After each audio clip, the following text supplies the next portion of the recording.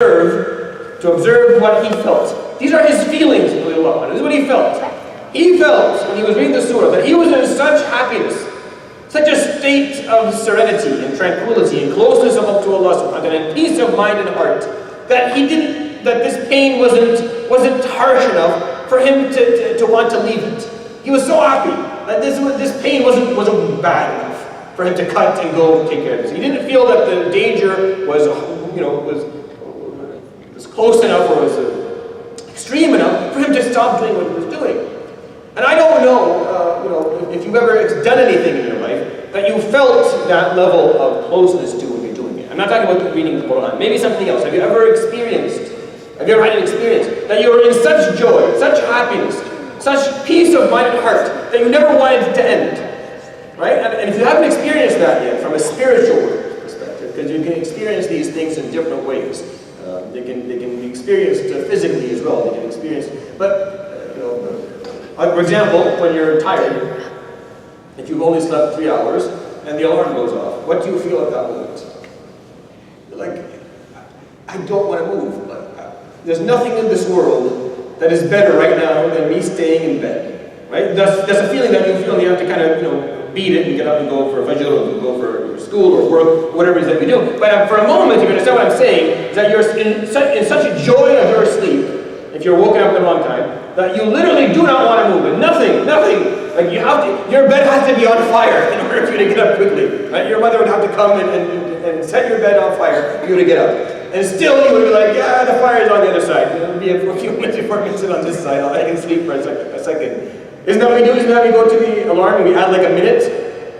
Have you ever done that before? Yeah. Why would you add a minute? What is 60 seconds going to do for you? But that's the level of joy that you are in. That even just one more minute of sleep, alhamdulillah, it's awesome. And then you add that 1 minute to wake up the next day or something. It's just such joy of sleep. And so you can, what I'm saying is that you can understand what type of experiences I'm talking about. You can experience something that you're such joy of that you don't want to cut it for any reason. Abbad ibn Bishr had the same feeling as he was reciting Surah Al-Kahf. As he was reading, Alhamdulillah, الذي أنزل على عبده الكتاب ولم يجعل له عوجا قيما لينذر بأسا شديدا من لدنه ويبشر المؤمنين الذين يعملون الصالحات أن لهم أجرا حسنا ماكثين فيه أبدا. Reading it probably in a beautiful, much prettier voice than mine, in a better tone than mine, just really enjoying it. Probably listening to the words and just living with the meanings and experiencing the story of the youth of Ahl al-Kahf. These young people went out and did what they did, and reading the story of the people of the two Jannatain and Musa alayhi salam. He's reading these stories and he's learning and he's listening and he's enjoying it. And what's an arrow? Just an arrow. I'll survive. He's not going to kill me. It's just a wound. I'll take care of it in a minute. Let me just get to the end of this story as I'm reading it. You can arrive at that with the Quran, but it will take time. It will take effort. It's not going to happen overnight or happen on its own. Right? It's not going to just happen by itself. You actually have to put in the effort to learn to love the Quran. The Quran is something that once you love, nothing will be more beloved to you than it. Once you fall in love with the Quran, that's it. For the rest of your life, you will be forever fulfilled and forever happy and capable of regenerating this happiness just by opening a book and reciting the words that are in it. You enjoy the artistic part of the recitation. You enjoy the content and the depth that you're being subjected to. And if you as a Muslim don't bargain on that, if that's not one of your ultimate goals, if you're not working towards that right now, I fear for your future, the future of your own faith. I fear for you. Because I can't imagine what could possibly hold you and help hold you to Islam. I don't know what it is. The Prophet ﷺ, unfortunately, is not alive right now today. For you to come to him and sit beside him and listen to him, and that will be your connection. And even if he was alive, he's going to make you do this because no one lasts forever. And when he passed away, he said, how did the Sahaba continue? There was this connection that they had with the book of Allah subhanahu wa ta'ala. When they come to a masjid, it's only one book on all those shelves. I remember I came on one of I think 3 or 4 years ago. We have an open door thing here in the masjid, and sometimes non-Muslims walk in and out of the masjid. So I remember I was standing here, and an elderly lady came in, and she looked at all these bookshelves, and she said, wow, you guys love to read. Oh, I think that's a great idea, we should have more of that. She said, what are all these books that I tell her? Oh, it's all the same book, it just has different covers. It's like, so all of them, yeah, I told her all are exactly all of the Quran. And she couldn't wrap her head around this. Why would you have all of them? All you need is just one Quran, and then put other books inside. Like, no, see, all we really need is Quran. We don't need anything else. The book that we need is there. Nothing else is needed. Nothing else is needed. Besides your brain and your heart. Because the Quran, without the interaction of your brain and heart with, doesn't do anything. It's words on a page, right? Unless it's being, I don't know, mixed with your intellect and with your spirit and with your love and your passion and your understanding, then it doesn't go far. The Quran's purpose was for it to come, to be here, so that it could enter your heart and your mind. And then you would be the miracle of the Quran. The Quran, when we say the Quran is a miracle of the Prophet, it's a book with words in it. You can't really convince anyone that that's a miracle. It's very hard. But you see, when it interacts with you, you become the miracle. See, what you do and what you achieve and how you behave and what type of person you become, that is what the miracle is going to look like. The society that embraces the Quran is a society that's going to be miraculous in what it achieves and how it functions. That's the point. It's not just the words. And you say what I'm saying here? And Abbad is a good example. Here's the next story you listen to. He was in such joy, such closeness of these words, that he didn't mind an arrow or two, or three, penetrating his skin and his muscle and bone. He didn't mind it. Like, yeah, whatever. It's a woman, we'll take care of it. But Surah Al-Kahf, cut Surah Al-Kahf, not finish the surah, the climax is coming, the end of the story is right there, I'm just about to say it, and he's living that story and enjoying it, just like when you're reading a novel sometimes, and you're really into it. You don't want to put the book down, right? I hope some of you have experienced this. Please tell me some of you reads anything at all. We have not completely stopped reading. You should read everything you can. So when you're enjoying something like that, you don't want to put it down because you're reading it and you're so close and then it's coming to the end. The Quran has to be something similar. It used to be like that. That's how it used to be. That's how our relationship with the Quran used to be. And that's how it can become again. And that's what the Prophet ﷺ tells us about إن من أخشاكم لله واتقاكم لله رجل قرأ القرآن فظن الناس أنه يخشى الله أو قرأ القرآن فسمع الناس فذكروا بالله. A really good person is someone who reads the Quran, and then when people hear him read, they're reminded of Allah subhanahu wa ta'ala. They feel that he fears Allah. And if you're capable of just getting one person to enjoy the Quran even for a moment, that's one of the best things you can do. Because if I can get you to love the Quran, then I don't need to worry about you anymore. And your parents don't need to worry about you anymore. And no one needs to. You'll worry about them. Once you love the Quran, that's it. You achieve the goal. You're attached to the Quran. That's why we teach you the Quran, especially when you're young. You make sure you memorize the words. Because if you memorize the words, inshallah, if you continue just walking, because at the end of the day, can anyone be forced to love anything? No. Is love something that we can I teach you to love something? It's hard. I can expose you to something, but I can't make you love it, because love is something that happens in the heart. So love is a choice that is not direct to me. I can't say I love this, I don't love it. No, it's what your heart feels. You can only expose yourself and educate yourself and hope that inshallah that feeling is developed. So when we teach you the words of the Quran, we hope that inshallah you learn the words, you know the surahs, you know how to read it, that you will take the time, you will take just a bit of time and read and understand what it's saying, understand the lessons that it contains inside of it, and learn the stories that it's explained, and then you will love it. But if you can't read it, I can't imagine how you will love it. This has always been my analogy. If you don't know how to read it, but when you open the Quran, you can't read it, it's hard. That's why we teach the youngsters to read, to know how to read it, and to recite it from their heads. The Hafiz, the that we have, you're the one who has the best chance at loving this book. And if you have a chance of loving this book, then you're going to be the person who will make others love it as well. And you have the best chance of being the closest to Allah subhanahu wa ta'ala, because you brought everyone towards the Quran. Because there's really nothing else about Islam. I know Islam seems complicated at some times, but it's very simple. It's just loving that book. And loving the man who brought it to us. If you can love those two things, then you're good. They teach you everything you need, and they take you to Allah subhanahu wa ta'ala with your own heart. So that was the third story. The final story on the way back of the Beth and Reply. I hope you're enjoying this story as much as I enjoy telling them. It's a really interesting story. I had to write a paper on this story. I was during my second year of Islamic University bachelor's degree. I remember that my teacher he gave each and every one of us a hadith that we would have to go and search for all the different narrations for it in the different books. And we weren't allowed to use computers.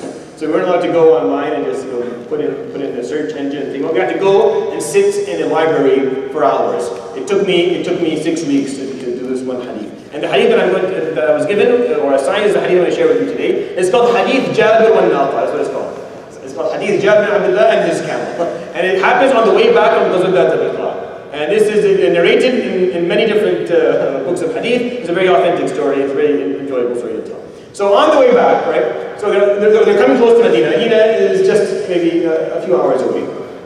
And everyone's feeling good. They're becoming close to home. You haven't seen your wife and your kids and your friends for a long time. Everyone's feeling all hyped up and happy because it was a victory. All these interesting things happened on the way back, and all these lessons were learned. Everyone's feeling positive. And everyone's galloping and talking and enjoying themselves, making their way back to Medina. It's a really positive vibe going around. And the Prophet ﷺ, with his camel, would go into each group of people, give salams, talk to them, joke and laugh, and then go to other groups. And he noticed that there's this one guy way at the end of the group, just kind of on his camel alone. So the Prophet ﷺ was like, this guy. So he goes back and he's looking to see who it is, and he sees it's Jabir ibn Abdullah. Now, if you remember who Jabir, you shouldn't know this name because he has a couple of stories in the Sira that are really important. One of the stories is his father, Abdullah ibn Amr ibn Hira. Remember I told you a guy who had 9 daughters, and it was just him and his son, and they threw the dice to see who was going to get to go for Uhud? Well, that's Jabir's dad. And then Abdullah ibn Hiram died that day. He was a martyr of Uhud. And he spoke to Allah subhanahu wa ta'ala. Allah subhanahu wa ta'ala asked, what do you want? And he told him, return me back to dunya so I can do this again. And he said, no, but ask me something else, I'll give it to you. He told him, Ya Rab, tell people behind me what happened. The beauty that I'm in and the grace that I'm witnessing. So Surah Al-Imran has وَلَا تَحْسَبَنَّ الَّذِينَ قُتِلُوا فِي سَبِيلِ اللَّهِ أَمْوَاتًا بَلْ أَحْيَاءٌ عِنْدَ رَبِّهِمْ يُرْزَقُونَ. And that was revealed because of Abdullah ibn Amr ibn Hiram. And there's another story, and there's going to be another story for him that's going to be really fun to tell in a couple of halaqat coming when we talk about those with Ahzab. So Jabir is kind of just on this old camel. It's a pokey camel, it's really slow. Jabir is just really feeling down. Everyone's in groups, talking and laughing, friends, because it's coming close to Medina, a couple of hours away. They made it. So the Prophet ﷺ comes and he gallops up beside Jabir. Jabir, ma balu naqatik, or ma balu jabarik? What's wrong with your camel, Jabir? Why is your camel so slow? فقال هو عجوز. It's an old camel. فقال أليس عندك أحسن منه? Did you not have a better one than this camel? فقال وأي أحسن منه? وقد ترك لي أبي 9 من الأخوات أعينهن. Why am I going to get a better camel, Ya Rasulullah? My dad died and left me 9 sisters to take care of. What are you talking about? I don't meet ends at the end of the month, Ya Rasulullah. Where am I going to get a better camel at the time? Even today, by the way, if you're living in certain parts of the world, camels are quite expensive. I don't know the numbers. I used to know the numbers a while back. But I don't know how much they go for anymore. But animals, livestock like cows and sheep, and camels are quite expensive, and especially a healthy young one is quite expensive. Whether you're taking it for its meat or you're actually taking it to ride and use it for work, they're quite expensive animals. And at the time, they were not just that; they were also a means for transportation. So basically, your camel did a lot of things for you. And it was a big deal because, worst case scenario, you slaughtered the camel, you ate the meat, and you used the skin for clothing, and you used the bones for different use. So animals were really utilized back in the day. And a healthy camel is like having a car. Basically, you got a new car. So Jabir had this old camel. Wasn't really moving that well. And the Prophet ﷺ, when he's talking to Jabir and asking these questions, with a smile on his face, because Jabir is just really down. Like, Ya Rasulullah, my dad died, he left me nothing, I have this old camel. And so it's like saying, Ya Rasulullah, just leave me alone. Like, I'm just depressed and unhappy, Ya Rasulullah. Why is he unhappy? Because he's going back home. Because he knows I'm going to go back home. I have no money, I have 9 sisters to take care of. This is not the best time to converse with me, Ya Rasulullah. So the Prophet said, Ya Jabir, until wait. فذهب رسول الله فأتى بعصا فنزل عن ناقته فهزها ثم وكز الجمل.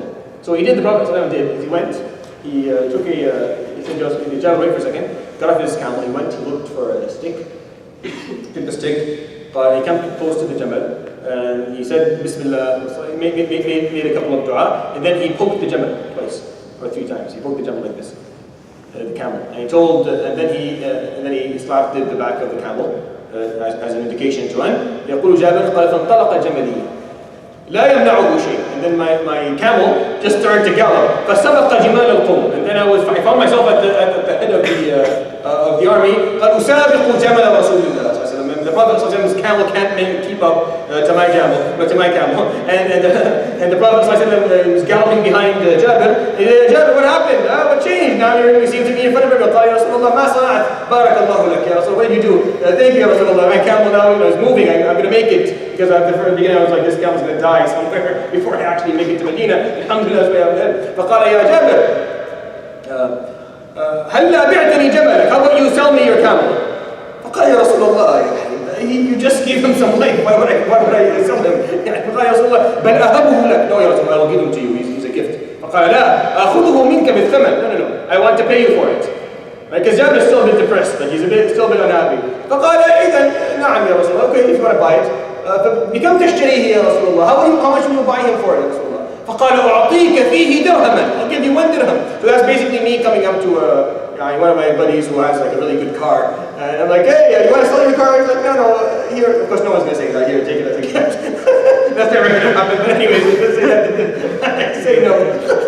And I say, I don't want it as a gift. I want to buy it from you. He's like, okay, I'll sell it to you. How much do you want to pay? I'm like, okay, I'll give you $1 for your car. Right? And they'll be like, I told you I'll give it to you. فقال جابر يا رسول الله بل قلت لك أهبه. I already told you I'll give it to you for free. And no point. فقال أعطيك فيه درهمين. I'll give you 2 dirham for it. فقال يا رسول الله إذا تبخسني. Then you're trying to give me around, يا رسول الله. You don't want to take it for free. You're going to pay me nothing for it? Like $2 for a car? No one does that, right? Even my garbage Echo is like $500 or something, right? You can still get something for it. فقال إذا تبخسني. Then you're not being fair to me, يا رسول الله. قال فضحك النبي صلى الله عليه وسلم. And Jabir, he was trying to get Jabir to smile. صلى الله عليه وسلم. Even in these type of situations, you find him walking around looking, is anyone down? Is anyone upset? Is the group all doing well? Is there anyone in the group who's kind of feeling, lonely or unhappy or upset? He would come up to them, and find a way to make you smile. And this whole thing is just to make them smile. Well, there's no lesson here. There's just nothing. Imam Shafi'i, when he was talking about the story, قال لا ندري أنأخذ منها فقها أم نأخذ منها أدبا. We don't know what to take from this. We take from this fiqh or adab, just etiquette, just being a good friend, just being a good neighbor, just being a good mentor, just being a good person. You see someone now, do something nice to him. Say something nice, try to make them feel. قال فابتسم جابر, and Jabir finally smiled. يعني he was kind of finding it difficult to smile. فقال صلى الله عليه وسلم أعطيك كم تريد. I'll give you whatever you want for it. فقال إذا تعطيني كذا وكذا. I will sell it for this amount. Give me amount. فقال نعم إذا يا جابر. This is what I'll pay you for. I'll pay you this amount for the camel. قال ففرح جابر. He was happy. Like, well, I didn't really care for this camel to begin with, and now I'm going to make a nice buck and I can go home and I can have some money and buy some food for my family. He felt good about it. Right? فقال صلى الله عليه وسلم يا جابر هل تزوجت? Have you gotten married? Are you married? قال نعم يا رسول الله. Yes, I got married. Now before I continue, I want to stop right there because there's a rant I have to go on for a few minutes. So bear with me, even if you're young, I have to go on this rant. He got married, and the Prophet ﷺ didn't know about it. And they lived both in Medina, and he saw him every day. Think about this. This is a hadith in Muslim, by the way. There's one of the Sihah stories. It's a very authentic story. The Prophet ﷺ did not know whether Jabir, who is one of his followers, who lives with him in the same city, who goes out with him in every ghazwa, whether he had gotten married or not. And the answer was that yes, I did get married. What do we take from this? There's something here besides the adab, besides the etiquette that the Prophet ﷺ asking you about how you're doing. And you see this is how he is, ﷺ. There's something here also about the culture of marriage. It was much more simple to get married in the old days than it is today. It was much easier on every level. It was easier financially, it was easier socially, it was easier psychologically, it was easier religiously, it was easier on every level that you can imagine. It wasn't as complicated as it is made today. And because it's complicated today, most of our youth who are under 25 are not married, even though they hit puberty at 15. So there's a 10-year span of them doing what we don't ask them. What are you doing in those 10 years? We don't ask them, we don't care. Just don't talk to us about it, we're not interested. You're not getting married until you have things where if you had them, why would you want to get married? Basically, if you had a house and a a car and both you and the lady did. Why would you want to get married? The whole point of marriage is to make it easier to live your life. Because life is hard and you need a companion. But if money, you have enough money to buy everything, then maybe marriage it's problematic for us to be living at a time, an era, and a place where haram is so easy. It is just around the corner. It's not even around the corner. It's right in your face all day long. And every look it comes and it sticks to itself right in your face all the time. Haram is there. And for us to make halal more difficult than haram, and then wonder why people are not coming to the masjid, why our youth aren't committed to the deen, or why they're not acting like this, or why they're acting like that. Well, why do you think? If haram is easy, you make halal easier. This is the whole point of the deen. You have to make it easier. It has to be more simple. Unless you're not fearing for the future of the Muslims. I know that parents don't ask these questions to their kids. Your 23-year-old son, have you ever thought, how is he managing? Do you care at all? Is this even something to think about? How do you think they manage? Or your 23-year-old daughter, this is not easy to do. You don't know what it's like to go to high school here. I don't know. I got to find out, and I'm not happy with what I found out. Like, I wish I didn't find out. I wish I didn't have to go and see what I saw and hear what I hear every day. It's impossible for this to do. It's very difficult for this to be done. I respect every youth sitting in front of me who is still holding themselves, taking care of themselves. I do respect them in the bottom of my heart. I think that Allah subhanahu wa ta'ala is going to grant them tawfiq because of what they do. But from a community perspective, there has to be a different way of doing this. We have to find solutions. We have to find. So I'm not saying that you take a kid who's 20 and you marry them. You're not ready because we haven't prepared them. But maybe we should start preparing our youth so that psychologically and socially they are ready by the age of 20 to be married at least. And then financially, families can learn to support their daughters and sons, and the mahr can be a number that is feasible. It's not a 4-year bachelor's degree tuition that you're paying. This is a matter that needs to be fixed. It has to be fixed quickly. We don't have much time to deal with this. It has to be dealt with now. Families have to start opening their minds and their hearts and talking about it. And we're not looking for someone who has money. We're looking for decent, moral Muslim individuals. Whether you have daughters and you're looking for young men, or you have young men looking for daughters, for wives, you have to be looking for that, and not for other things. Or else you're making halal too difficult, and it can't be difficult. Jabir got married, the Prophet ﷺ didn't even know about it. And you're understanding how quick it happened? It was a quick thing, no big deal. Not everyone has to know about it, they'll find out later. My family knows, her family knows, people living in our neighborhood know. That's good enough. Imagine he had his wedding. If you had a wedding, and the Prophet ﷺ was living in the same city, would you not invite him? Would you? Of course, he's the first person to be invited. He'll do my nikah, so 100%. Jabir didn't even call the Prophet ﷺ. Was that disrespectful? No. Was that rude? Not at all. Why? Because marriage is an easy thing that shouldn't take so long. Shouldn't be this big deal where, oh my gosh, this is the day that, why men getting to become anxious and young sisters spend all their lives just imagining what they're going to look like in that dress. And that's actually pathological. That's not healthy. We're going to be imagining one day, just everything is about just how you're going to look one day. Well, why? That's not a healthy thing to do. Our sisters and daughters should not be raised thinking like that. I don't think it's a healthy thing. We should rethink that specifically, of that whole concept of that Hollywoodization of that one moment in life. It's not about that. And the same thing for the young man. We should teach them what to look for. I have all these 25 and 26-year-old young people, especially men, shabab, who come to me and they want to get married, and then I try to help them, and I find out that they don't want to get married to a human being. They want something that was made in a plastic surgery,